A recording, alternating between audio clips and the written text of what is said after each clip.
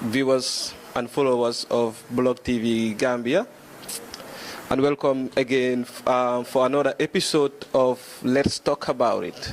My name is Malick, and today I am here at the Borough Youth for National Development, and Lamin Saidy will be my guest. Thank you.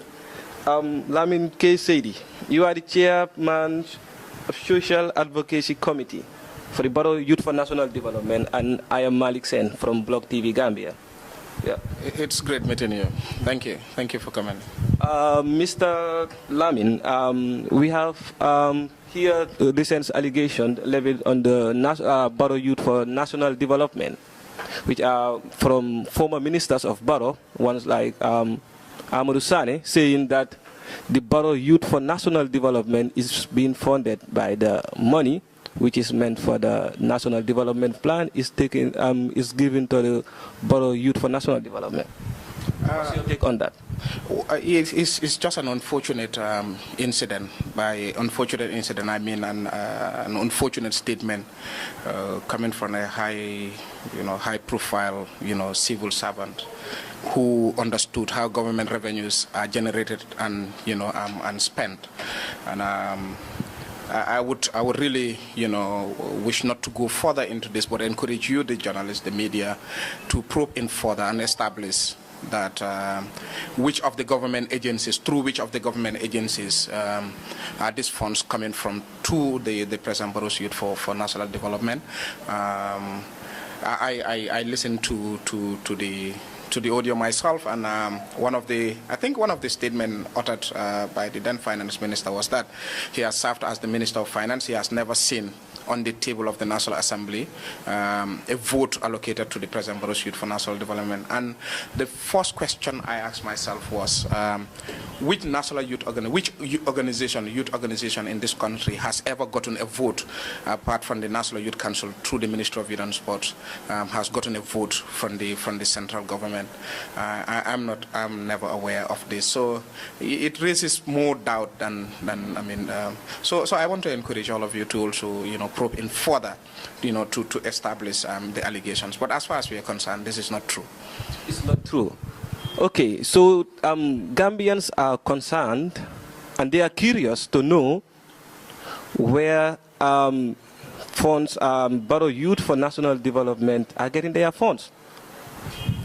Well, we as an organization are curious to respond to the needs and desires of Gambian people on the demands that they are making on a daily basis in respect of their unmet needs that the government couldn't provide for them.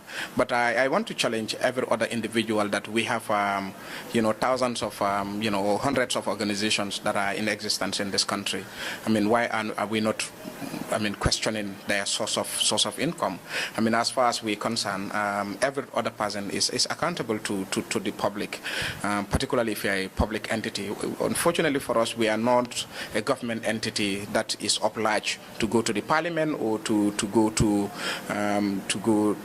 other government platforms to explain on how we receive our support from people who, in one way or the other, there are certain supports that were given, and we go out to say, okay, this was given to us by so A, B, and C, and there are others that we will continue to maintain the identity of the supporters, true and true.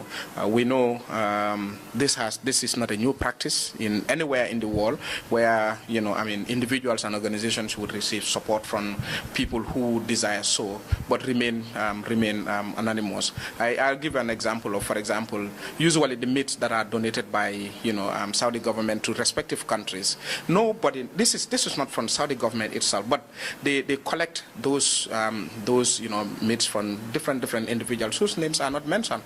So well, for us as an organization, we are not bothered by this. What matters to us is the lives that we are changing outside, and the people that we are supporting needs our support. So until a time that we have a support that the person would want to go out public and say, okay, well, I'll wish to do this presentation publicly and so and so. So we will do it. We will not hesitate to. But like you have done a presentation publicly, yes, and that was when you were handing over the pickups and motorbikes. like, I'm not understanding that statement which you just made. That what? Where are you getting your funding? Oh, doing a public presentation is discretional. Well, we think the gesture that we've received cannot really be brushed under the carpet. However, what matters is the person who gives you this and the desire of that person. For us, that matters. Really, for us, that matters. Well, when you came in and wanted to grant this interview, we gave you approval, isn't it? Well, you were not just going to, come over with your camera and start pointing. We gave you approval. So if we don't have the approval from the person supporting us, through those, to be mentioned publicly, well, we're not going to do it, and we're not going to do it. So how are you going with your critics? And we have seen on social media recently that you are receiving a lot of critics, especially from other political parties. Is the Barrow Youth for National Development a threat for other political parties? Well, that's a question for them to answer, whether we are a threat. For us, as far as we're concerned, the more critics were.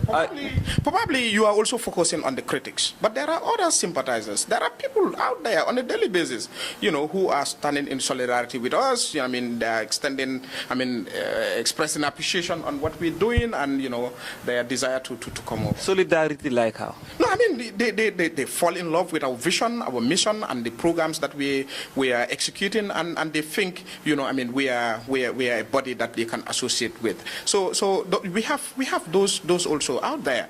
But what our critics do to us is to just strengthen us.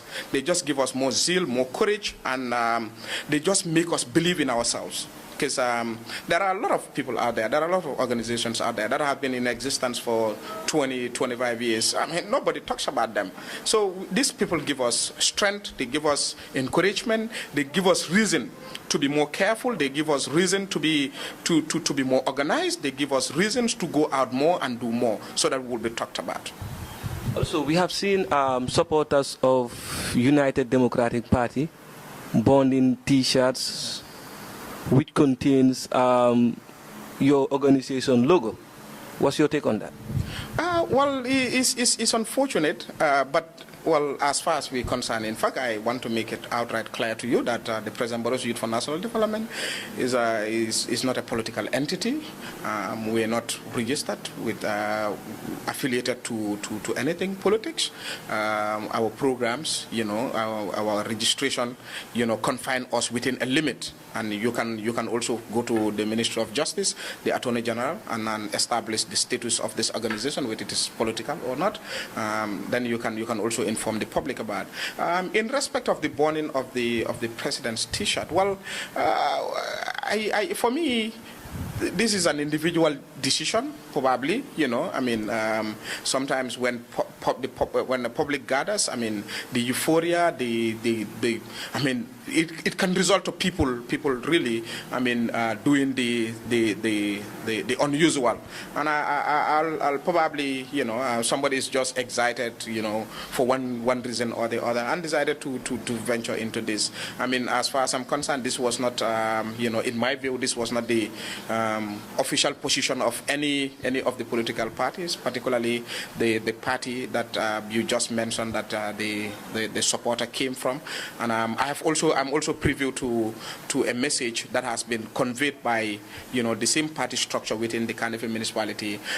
Discouraging such a practice. But I think in the exercise of our democratic right, people can do it differently. Yes, we know there are practices that many society will consider to be morally wrong. But but democracy gives us the space to do a lot. But I think our democracy needs to be nurtured. Our democracy needs to be taken in a way that it will bring about more social cohesion, togetherness as a people, so that tomorrow, if I am a political party A or political party B supporter, if I meet with political party B supporter, at least we can look at each other in the eye and shake hand and move on. But certain actions will really make it very difficult for you to do that. But one thing I can say is, for us as an organization, what people do outside, to a greater extent, we are not disturbed. What matters to us is what our members do. For us, this is why we ensure, we work so very hard, tirelessly, to ensure that the credibility of this organization is preserved and that none of our members are engaged into any activity that tomorrow people will point finger to us, that tomorrow media will go around there to say, can you explain the conduct of your member? And we thank God that since the commencement of this organization, we have not registered any of such, major incident reported to us as an organization. How many members do your organization have? Well, this is a very big organization. This is a very, very, very big organization. You are talking about, a membership base of, hundreds of thousands, really, hundreds of thousands across the country. Because on a daily basis, organizations are registering with us. Now, when I said organizations are registering with us, is for the simple reason that the way our membership is structured is that, yes, you can have individual members, but you can also have organizational members. And the essence is that because we are into projects and programs, and if we want to benefit from the projects and programs that we do, it's easier to support groups than individuals. For example, we cannot support an individual garden. All right, but if there is a community garden, we can support them, and how we can support them is when they are in a group. All right, then it's easier. That's the only essence of having organizational groups, and we're very grateful to the number of people that are coming over, because the people need this. And let me say this. Often you hear people say, well, why would you hijack government activities? I said, is this a political statement? What informs such a statement, coming from people? Because we know we have numerous organizations here, including the UN systems, including other civil society organizations in this country, and all that they aim at is to complement efforts of government. We know, we all agree that government cannot do it alone. So, what is the bone of contention here? Well, as an organization, we are resolute. We're ready to move on. We will move on, and we will continue to put up our case, for Gambians to support. Well, it's a democratic dispensation. This is what we all fought for, that people can have the space to criticize, to comment, to form opinion. We cannot stop people from forming opinion. But forming an opinion is also different from establishing the fact or, speaking the truth. So we will continue to give people the space to form opinion, really. You're talking about you will continue to move on. We have just recently had the president saying that he would love to be called the former president of the Gambia. Seeing the name of the organization, Barrow Youth for National Development. Will the organization sustain itself after the term of the president? Well, when you said, will the organization sustain itself after the term of the presidency, I'm a little bit confused. However, how can the organization sustain itself after the term of the president? Yeah, that's what I'm saying. If you said, how can we sustain ourselves, it means somebody is keeping us moving. And that's where my confusion comes from. As far as we're concerned, we are an independent organization. We're moving. All right? We're moving, and with or without the president, this organization is already independent. So if you said sustain, that means we are leaning on somebody. We are not. Adam Barrow, His Excellency, do not own this organization. He is the chief patron of the organization. And you know what chief patron means. He holds an honorary member of this organization. He doesn't dictate how we function. He doesn't dictate how we function. We are independent. We are legally registered, and if you go to our legal registration, you will never find Adam Barrow as a signatory. It's the membership of the organization that fills in the registration form. So it is up to us to support the president now. But he doesn't have really, the final say in this organization. But we respect, everybody would respect your leader. Everybody would respect, your chief patron. The fact that you choose me to be a chief patron means you are ready to accord me with all the respect, to also give me the space to guide you, to advise you where necessary. And this is what our relationship with His Excellency, the President of the Republic of the Gambia is. But in terms of our internal operations, in terms of, our daily activities, in terms of, the way we do things, in terms of the objective that we set for ourselves. No, that's independent of us. And tomorrow, if I'm not here, somebody else can push the vision. If, the communication unit is not, because we have institutionalized this organization. Okay, what's your message to the general public? My message to the general public is that let's continue spreading love over hate. At the end of the day, we all hold one national identity card. We all hold only one voter's card. We can only cast one vote. No matter how much we shout, no matter how much we believe in ourselves, we only have one vote when it comes to politics, I mean. Aside from that, let us treat each other as brothers. We will never, and I never believe that we'll take the same path. But let us allow to look at each other as Gambians. Let us create the space that will create a space of love, not hate. We have seen countries where such practices happen and it doesn't go down well. God forbid, Gambia is a very we Gambians are peace loving. We should not allow anything to distract us from that. You can support, political party A, you can support political party B, you can support individual A, individual B. But the common interest has to be the Gambia, because those individuals will leave someday, occupying those offices. They may choose to travel outside the country again. But the Gambia stays. And whether you know it or not, you cannot leave this country with all your relatives. So my final message is that let us spread the word of love. Let us criticize genuinely. Let us reasonably, criticize.